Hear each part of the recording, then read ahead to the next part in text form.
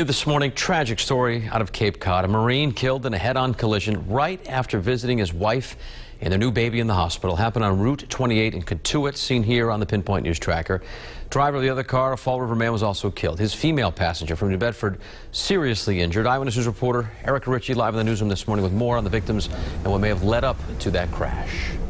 Well, Patrick, good morning. This really is such a heartbreaking story. You know, 32-year-old Kevin Quinn will always be remembered like this, as a new dad with the light of his little girl in his eyes. But, you know, he was a Marine who served 2 tours of duty in Afghanistan, and yet he was killed so tragically early Saturday morning in a head-on crash on Route 28 in Cotuit, as we just saw on the map there. His wife telling us that he was on his way home from visiting her and their brand new baby in the hospital when that collision occurred.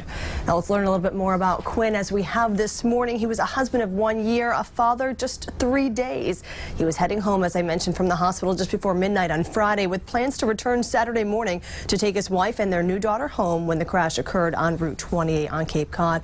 Police say 22-year-old Mickey Rivera of Fall River crossed the center line and hit Quinn with such impact that it ripped Rivera's sedan in 2, killing him instantly and sending his passenger and Quinn to the hospital. Police say they were in pursuit of Rivera just minutes before he crashed. We don't know why they were chasing him, but we do know that they're now looking into whether that may have played a role. This morning, Rivera's passenger, a New Bedford woman, is clinging to life at the same hospital where Quinn was pronounced dead.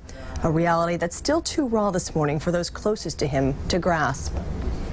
I immediately felt like somebody hit me in the chest with a sledgehammer, and I couldn't breathe. I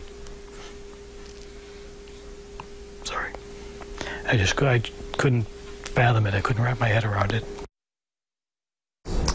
Certainly a difficult reality to bear and to grasp this morning. Now, in the meantime, a GoFundMe account has been set up to help Quinn's widow and their new daughter. The number that was originally set, the goal, $10,000. The number that it's up to will undoubtedly restore your faith in mankind. We'll have that encouraging part of this tragic story coming up just 30 minutes from now at 5:30. I'll see you then. For now, live in the newsroom, Erica Ritchie, Eyewitness News.